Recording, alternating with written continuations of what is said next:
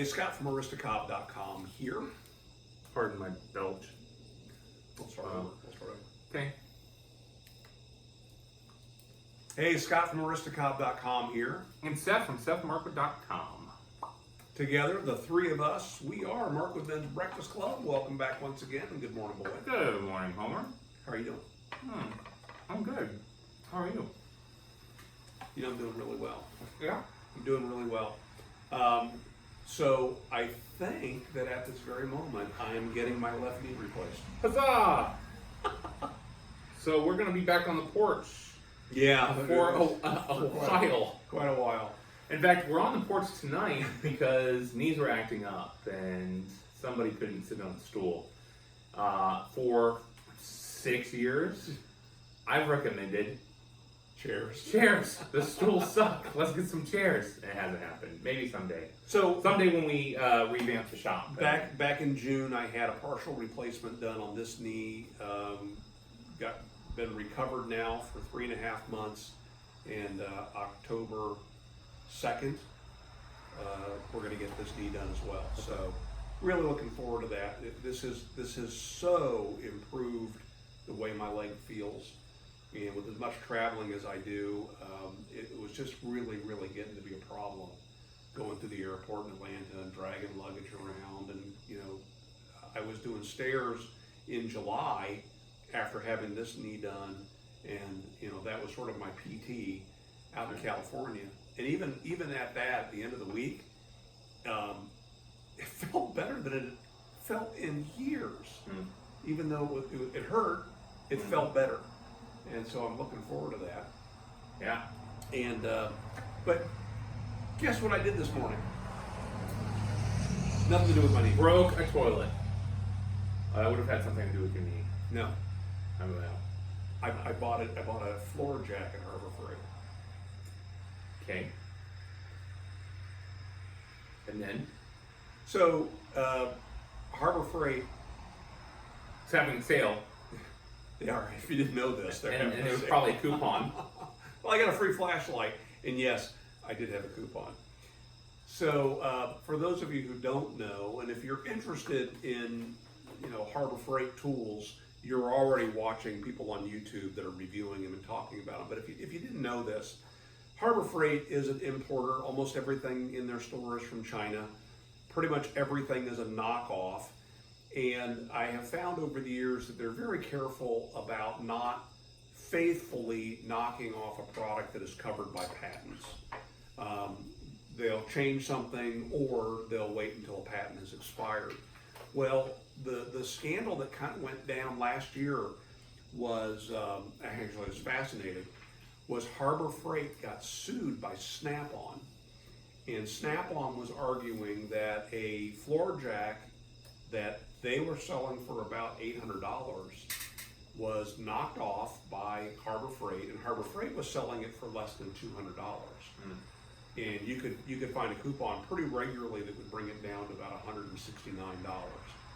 And so when the lawsuit came through, a lot of us kind of perked up, because it's like, it's close enough to a Snap-on tool that Snap-on believes that it was a patent infringement. an infringement. Well, That makes a statement. so I'm a bit of a nerd. I went to check out the patent. Well, it turns out it was a design patent. A design patent does not cover the way something is made. It doesn't cover the function of it. It is entirely the looks of it. Right. And Harbor Freight felt like they had altered it enough in design that it wasn't infringing on. So what they would need is a utility patent? Or A utility patent would have cover the functionality, right? Okay, so here's where things get even more interesting. So Harbor Freight decides not to take this line down. They countersue.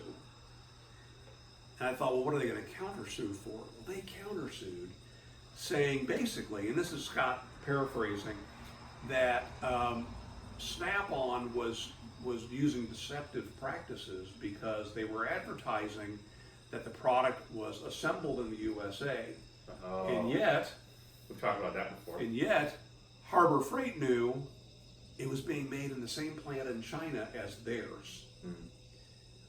on the same assembly line using the same technology. Mm-hmm. All that differed was a little bit of the design and the finish. And so that's what got Snap-on upset, is they saw Harbor Freight stuff on the same assembly line as theirs, and yeah, it could be. So the case was settled out of court, and how was it settled? Well, you can buy about 4 different versions of this floor jack now at Harbor Freight, and Harbor Freight is now sharing that story freely on their website and in their catalog.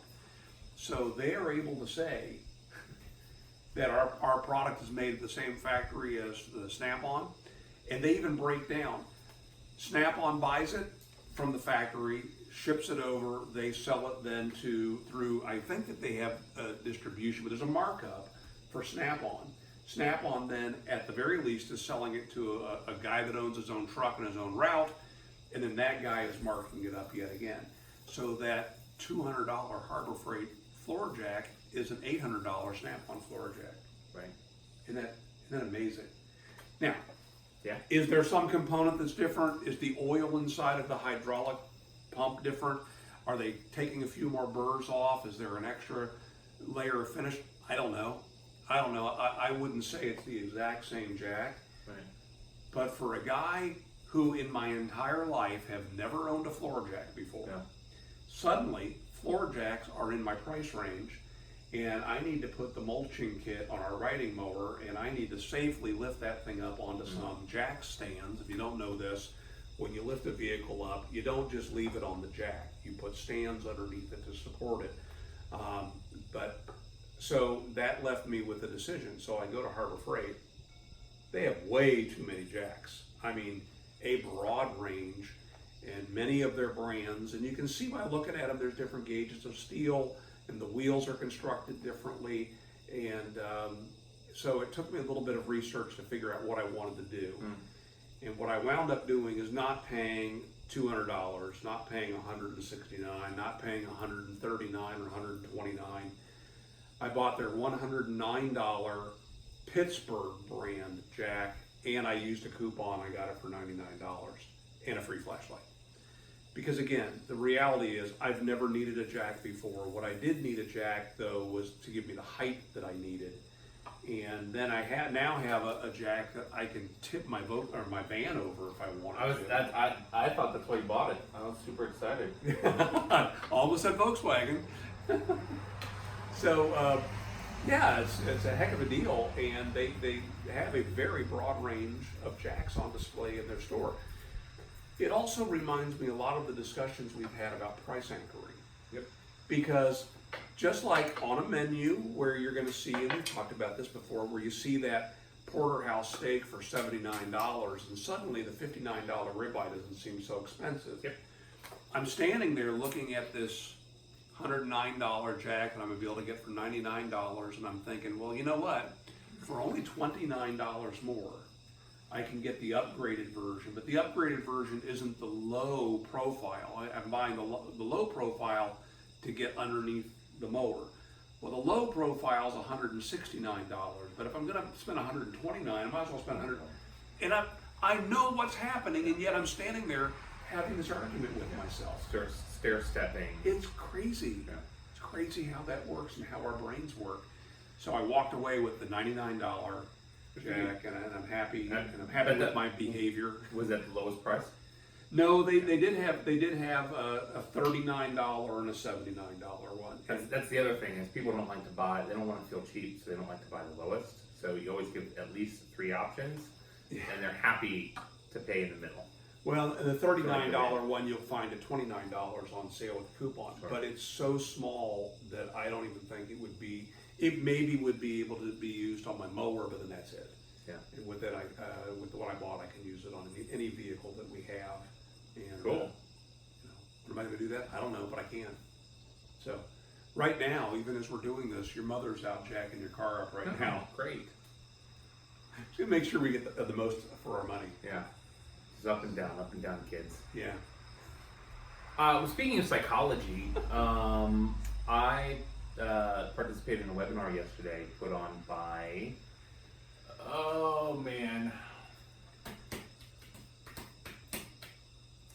Tim Reistetter, Ooh. and whatever his organization is, start to see. What did you tell me corporate about this? corporate visions. Because you Wasn't invited? well, you should have been. I'm surprised you're not part of the mailing list. Corporate visions. It's interesting. So the research that they're doing now, and their most recent research, I also have the copy of the recording, so you can watch the third of it that was actually valuable.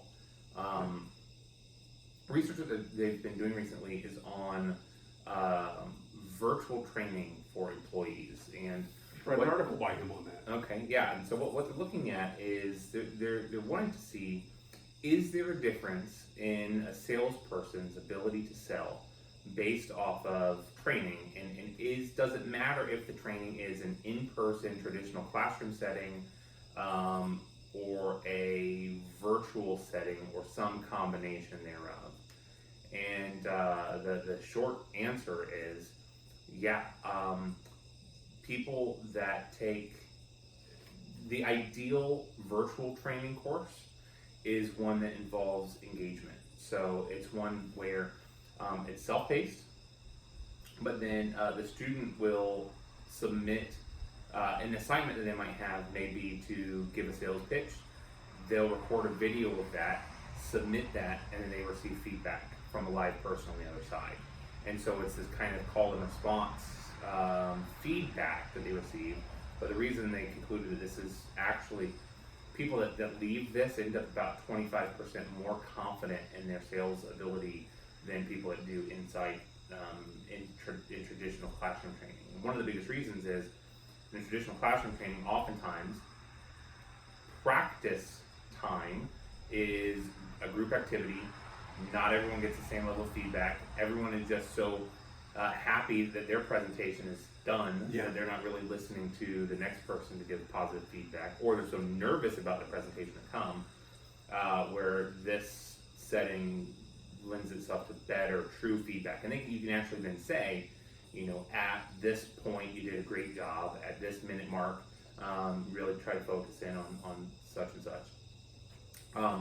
The other thing they found is that basically someone that has been virtually trained is almost twice as confident as someone that has received no training.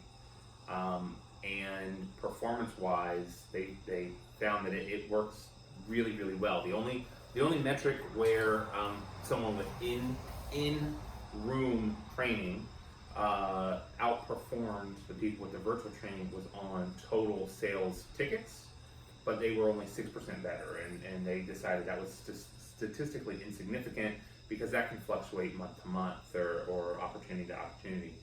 And so it's interesting because they looked at some of the technology. I know we have talked in the past about Teachable and some of the technology. I actually just paid for a Teachable course and have just gone back into the StoryBrand course. They have updated all of their videos and their material.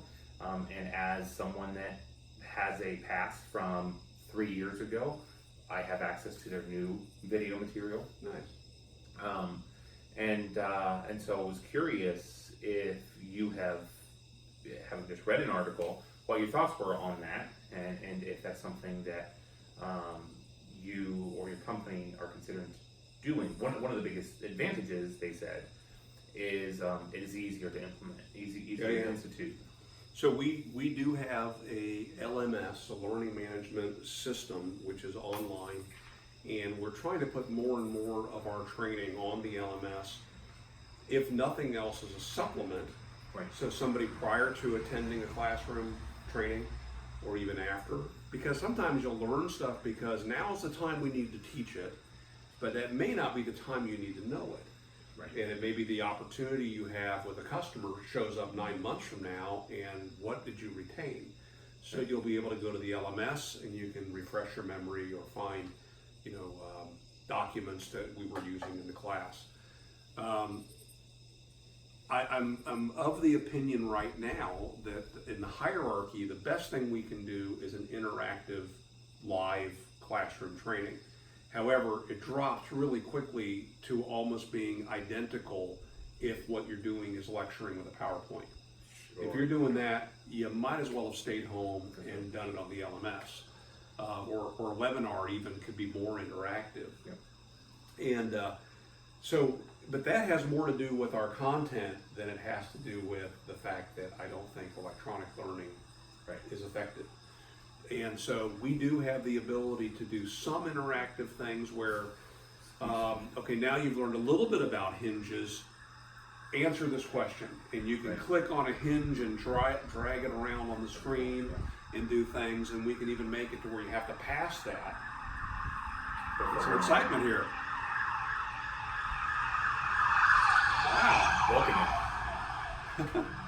Wow, you may have to pass that in order to continue on in the training, and so I think the promise of it is really very good. Yes, I just read that article by Tim, and I thought that was interesting, and I agree with it. If you have somebody who knows what they're doing and can take the time to create good electronic content, I think it can rival. Yeah, the other thing that they talked about that I just remembered is they emphasize, they said, you know, traditionally with training, a schedule is laid out maybe along the calendar year or along an employee's trajectory, and certain training is pushed out at certain times, right? And they're advocating a much more targeted skills training approach, where instead of setting things on a schedule, and it requires a lot more hands-on intentionality, what they were proposing, but they're proposing basically every quarter having what is our core objective here? Where is maybe the individual employee, or where are our employees? Where is our team, our sales team, struggling the most? This is the objective from this training, and then all of the training, then the elements of it, video, readings, all of those things support that lesson or that objective. And then the next quarter, you focus on the next objective that needs to be trained. And so it's much more fluid in it's much more proactive in training the right things at the right time, instead of just training everything eventually. I like that approach, but as I'm sitting there watching, I'm thinking, you know, for our organization, a small organization, like that would be great to have the resources to pull something like that off. That is impossible for a company like ours. So when I was selling for Lawson Products, they did something brilliant. This is a company that sold very, very similar to Fastenal or Granger. It's a company that sells primarily hardware for, let's say, maintenance hardware. Yeah. Right. So you think of any business, even a business that is an office, there's a maintenance department. But manufacturing, you got to keep those machines running, and there it doesn't pay to cut corners buying cheap hardware. Right. So we sold pretty expensive hardware, but it was hardware you never had to worry about. And whenever they would roll a new product out, they would, each year as they knew they were rolling out new product, the first quarter, only a quarter of the country had that product available to sell. And we were given, mock-ups or sample kits or samples that we would then take to our customers and educate them and push that product. Next quarter, we would get another product that was new to us, but it was sold on the West Coast last quarter. They've been able to sharpen the approach, and the literature was a little bit better, and the mock-up or the samples a little bit better. By the fourth quarter, whatever you were selling like gangbusters. It was like, candy to babies, because the message was so clear, the product was just right. And from a distribution standpoint, you think about it, you don't have to stock up a bunch of product that maybe isn't going to be a home run. Right. But you can tell by the end of the year whether or not this is something we need to have in all of our warehouses, and if we should push it.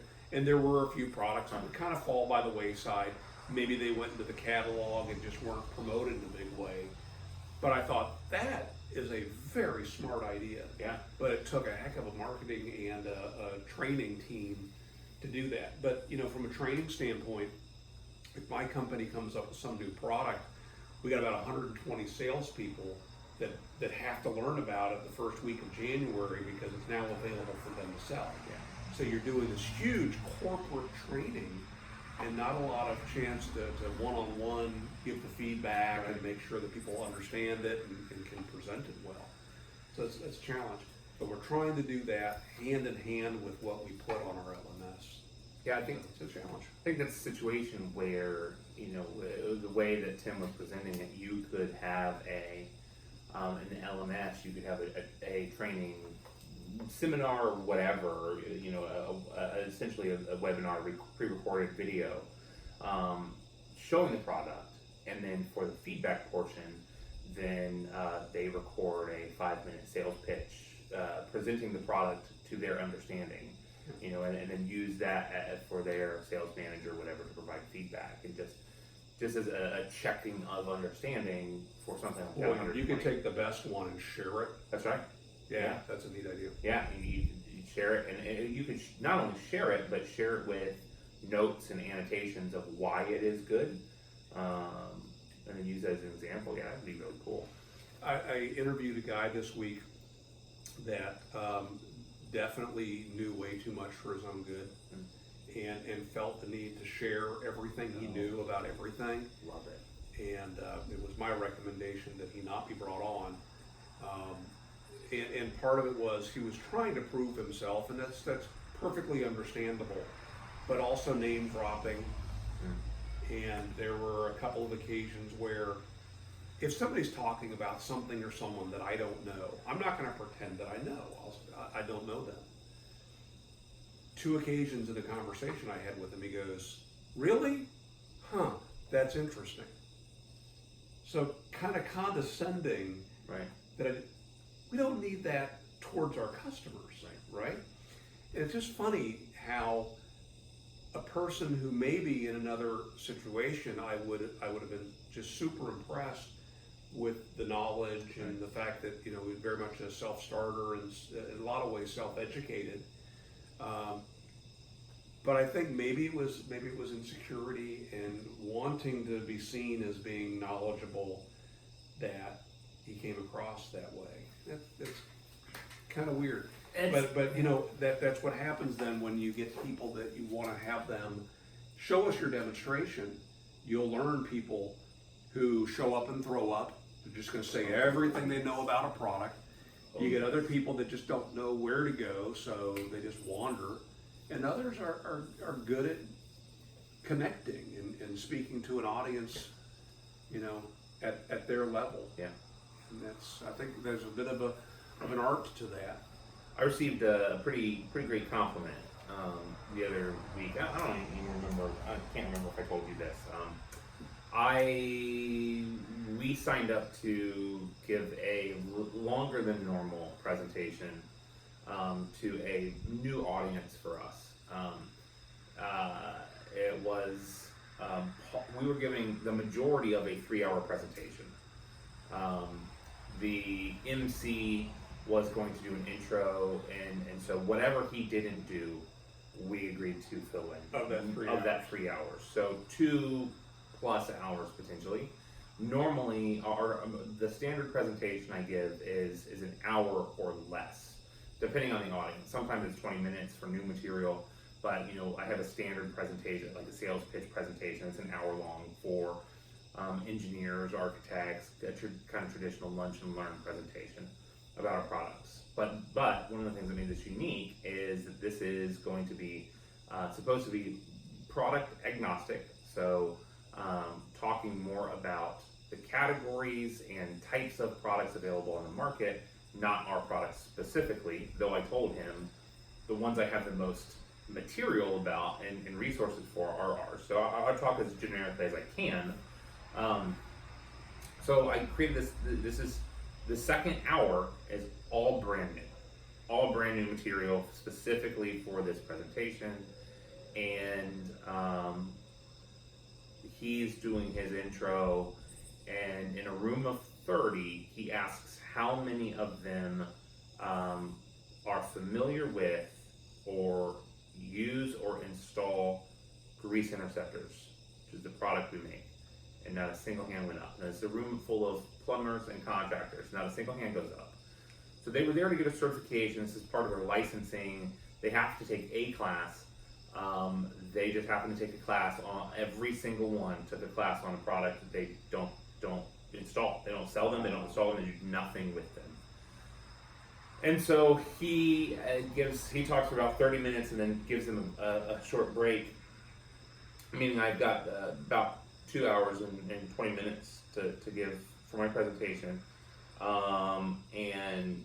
He said, well, sorry about that, but I've seen you give a presentation before, so I've presented a 30-minute condensed presentation from this guy before, and he said, I've seen you give a presentation before, and if anyone can keep them can keep a room full of disinterested, disengaged men entertained for 2.5 hours, you can do it.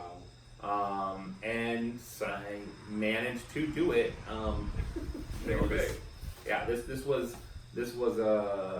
was underprepared for the presentation anyway, because that additional information was, I didn't have time to prepare for it the way I normally would.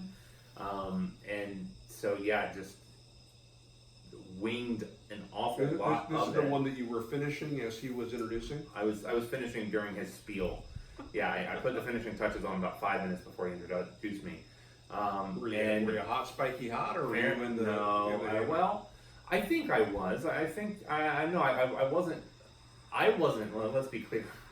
I wasn't putting polishing, finishing touches on it. I was just making slides and making information. So I didn't have information at all about our competitors, about some of the other products that are outside. So there are 3 types of grease interceptors. We make 2 of those types. I didn't have any information about the 3rd type. And so it was just survival at that point. So to a certain degree, not having anyone there took some of the pressure off. But shockingly, it ended up being hot, spiky hot because of the stuff I included from a normal presentation. So, I started this presentation with one of the things that I don't do now. I don't introduce myself. I don't have an introductory slide. I don't introduce our business at all. I just jump right into it. He introduced me, which is fine, but the very first slide I showed them is a picture of the Cuyahoga River on fire. That's a river outside of Cleveland, Ohio, that caught fire for the 13th time in 1969, and was on Time magazine, and was the kind of last straw for the foundation and start of the EPA. The EPA was founded, and then immediately after, one of the first things they did is they passed the Clean Water Act, which is foundational to why my product is necessary, basically. But you start with a picture, a black and white photo of a river on fire, and you get people's attention. And you start with that. The opening line is, in 1969, the Cuyahoga River caught fire for the 13th time. That's how I started the presentation. So nice. people were drawn in.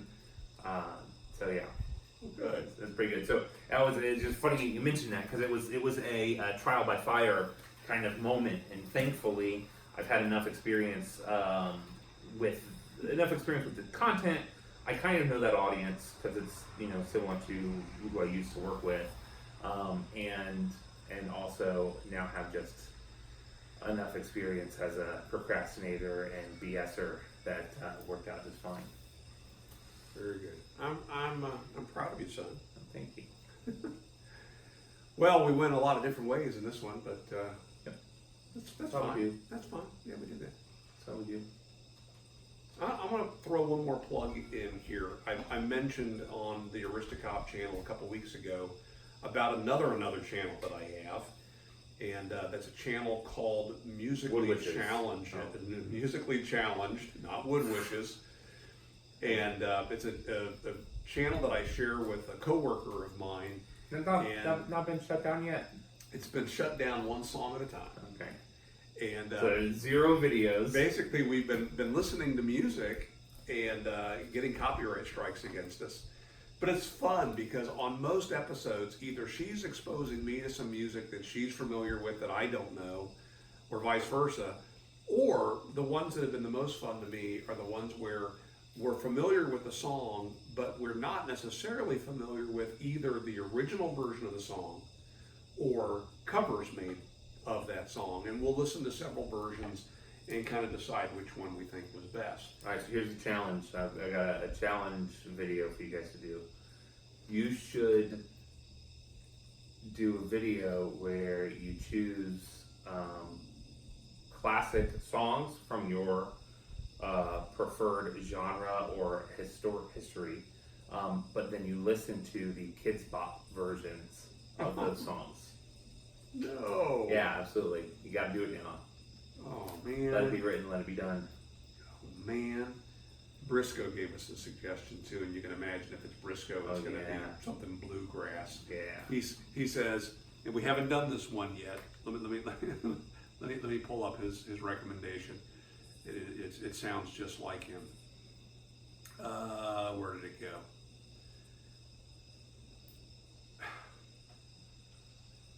It's good stuff. He said, Blue Moon over Kentucky, Bill Monroe or Elvis Presley. By the way, there's only one correct answer. We know him. I know what he thinks is the correct answer.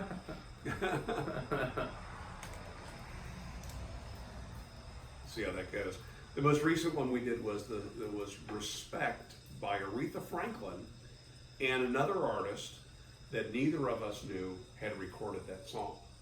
You know the song R-E-S-P-E-C-T, find out what it means to me. Never heard it. Ariana Grande. She did it. Did she really? I think so. Wow. She's all about that diva life. Well, we didn't listen to that one. Well, next time. Next time on Musically Challenged. Kids Bop and check it out. Ariana We'll put a link down Grande below. sings If you like Respect. music, do me a favor, go check it out. If you like it, hit subscribe. And it's, you know what we've enjoyed most, and very much like on this channel, the conversation that happens in the comments, because inevitably somebody who knows that artist intimately will jump in. We've had people say, oh, that's my aunt, or I can't believe you don't know who this person is. You know, they're famous for this song. No, still don't know who they are. Yeah, it doesn't help. But it's been fun. Anyway, check that out. In the meantime, make it a great week, and we will see you next week. Visit foodwishes.com. Food Wishes is actually a very good channel. Not Wood Wishes. Not Wood Wishes. Woodwishes.com. See ya.